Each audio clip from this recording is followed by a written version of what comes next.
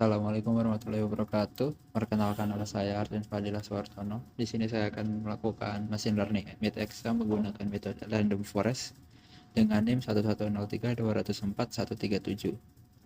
Nah, di sini saya menggunakan dataset movie industry yang dimana saya dapatkan dari Kaggle.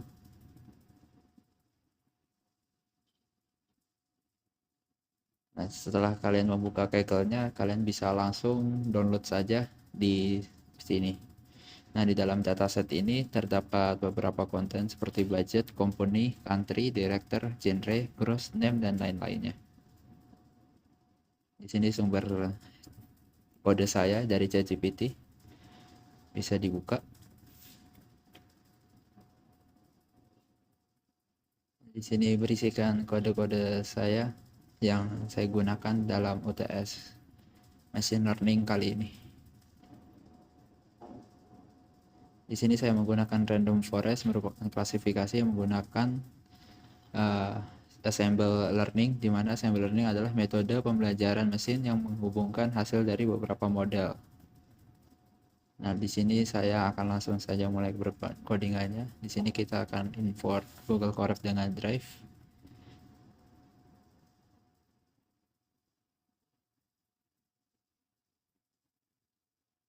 Di sini rada lama karena kita masih connecting dengan Google Colab-nya, jadi ditunggu saja.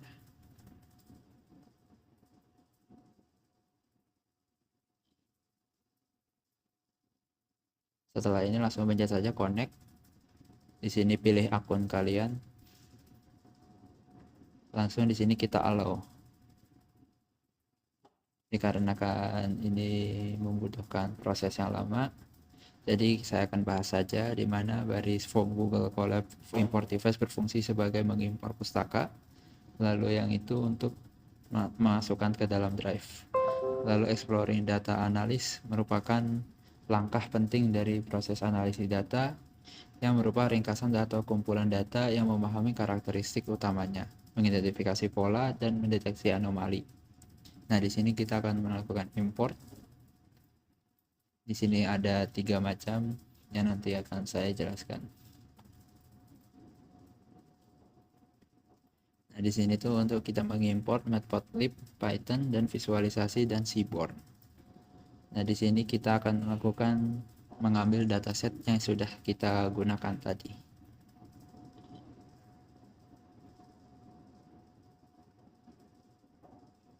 Nah, untuk mendapatkan datasetnya, kalian bisa buka lewat sini, lalu masuk ke Drive, My Drive. Lalu di sini saya menyimpannya di dataset, berarti langsung saya itu aja, langsung saya pilih yang movie, langsung saya copy paste-nya, langsung saya masukkan ke dalam datanya situ nanti.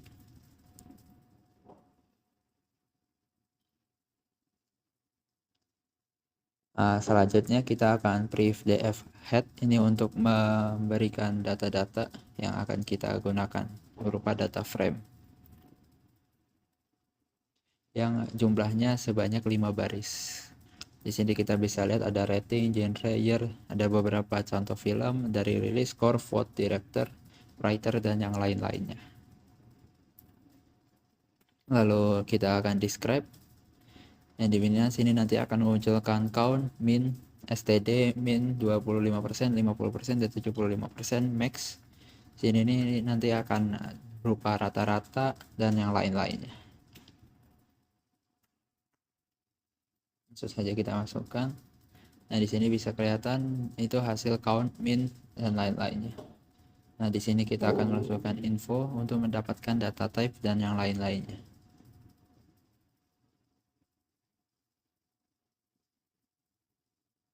Nah, di sini bisa lihat adalah berada berapa non-null type, count, dan data type-nya. Di situ ada objek, in, objek lagi, atau ada float.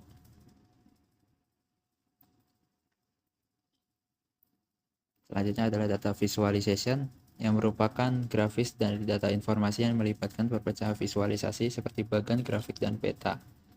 Jadi intinya itu kita akan memvisualisasi data yang kita dapatkan. Di sini kita akan menggunakan Seaborn dan Matplotlib, yang dimana subplotnya visualisasi distribusi beberapa fitur dari dataset film seperti genre, tahun rilis, score, dan yang lain-lainnya. Di sini kita udah dapat codingannya, jadi langsung kita masukkan saja.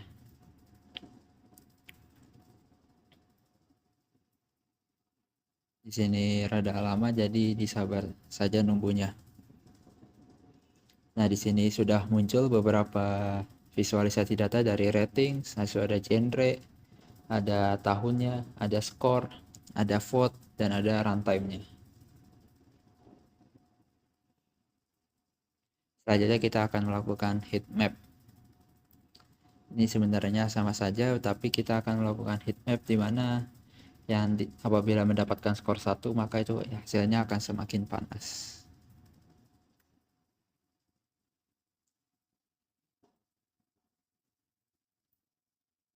Kita masukkan saja. Nah, di sini sudah muncul yang dimana yang nilainya 1 itu berwarna merah, berarti dia itu semakin panas. Seperti yang saya sudah jelaskan tadi. Selanjutnya kita akan mentraining data merupakan mengacu pada contoh berlabel yang digunakan untuk melatih model pembelajaran mesin. Data ini untuk mengejarkan cara pola dan memprediksi. Nah, di sini kita menggunakan banyak, itu ada pandas untuk PD, training test untuk dengan scalar. Nah, itu kita akan mengimpor random forest. Nah, itu kita juga akan mengimpor label encoder. Lalu ada akurasi score, classification report, confusion matrix dari pustaka scikit-learn.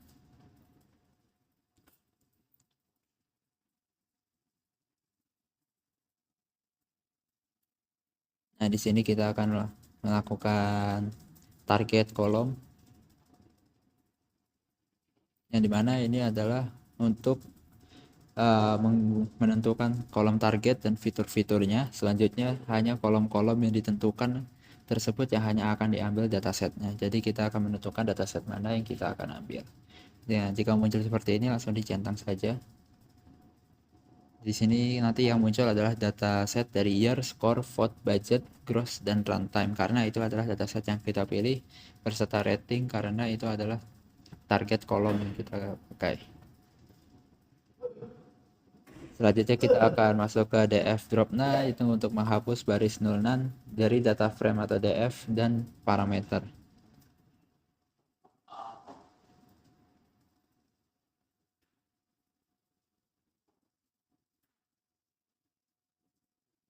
Selanjutnya kita akan melabel encoder, yang dimana di sini kita menggunakan dua label encoder sama Villana. Menggunakan label encoder dari scikit-learn untuk mengkonversi nilai kolom rating ke dalam bentuk bilangan bulat. Yaitu lalu untuk Villana nilai nan pada skor dan dengan nilai rata-rata dari kolom tersebut. Saja kita masukkan.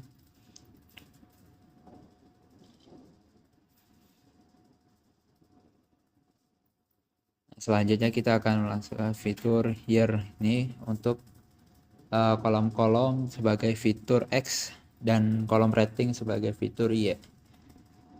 Nah, yang year, score, votes ini adalah sebagai fitur atau kolom X.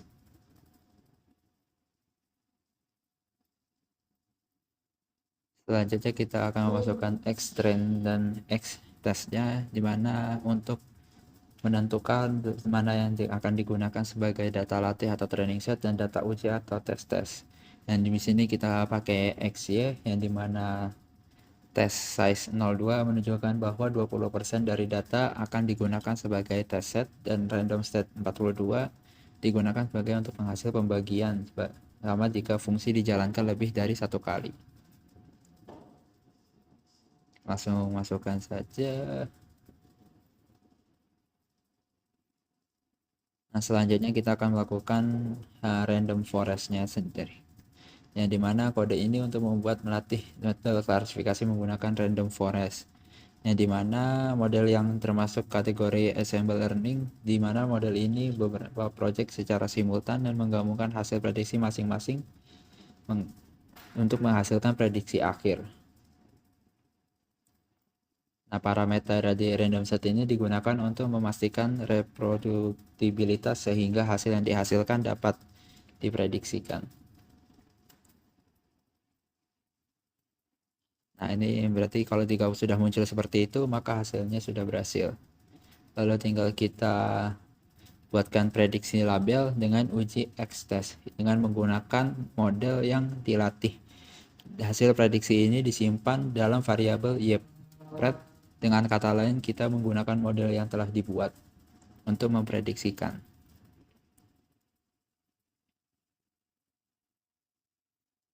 Selanjutnya kita akan melakukan akurasi, confusion metric, dan classification reps. Di mana akurasi untuk mengukur akurasi dari modelnya, terus untuk confusion matrix untuk membuat matriks kebingungan yang berisikan true positif, true negatif, false positif, dan false negatif. Lalu clarification untuk menyediakan nilai recall-nya. Recall, precision, F1 score, dan lain-lain.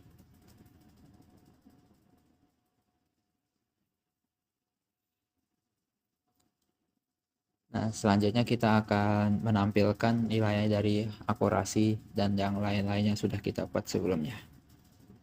Di sini kita bisa lihat, di sini ada akurasinya sebesar 0,45, makronya ada 0,15. Itu berarti totalnya itu 45%, 15%, dan 42%. Selanjutnya kita akan evaluasi data untuk menilai kualitas, kelengkapan, dan keteraturan data sebelum digunakan untuk analisa untuk mengambil keputusan. Ini sih sama, kita akan mengimport dari scikit-learn, di mana untuk data uji menggunakan train test split, untuk model regresi itu menggunakan random forest, dan makator kinerjanya menggunakan mean squared error. Di mana yang fungsi barusan saja itu adalah untuk menghapus semua baris dan null dari data frame dan menyimpan hasilnya dengan data frame baru. Selanjutnya kita akan membuat kalau filter itu berisi data dari year dan juga vote, dan target itu adalah score.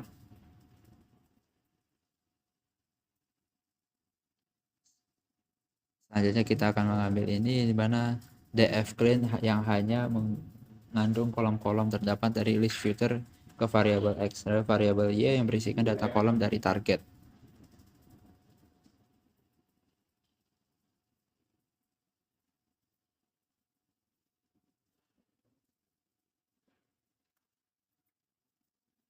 Selanjutnya kita masukkan X-train dan X-test-nya sama seperti sebelumnya, yang dimana kita akan membuat data training dan untuk data test. Di sini kita bagi menjadi X-test, X-train, Y-trace, Y-train, dan menggunakan parameter random state.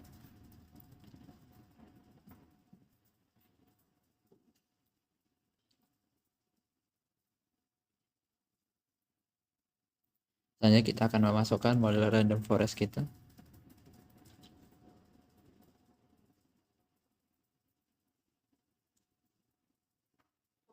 Nah, jika muncul seperti ini maka sudah benar. Lalu kita masukkan prediksi model kita yang digunakan untuk prediksi label Y pada uji X-test menggunakan model random forest ADRF model.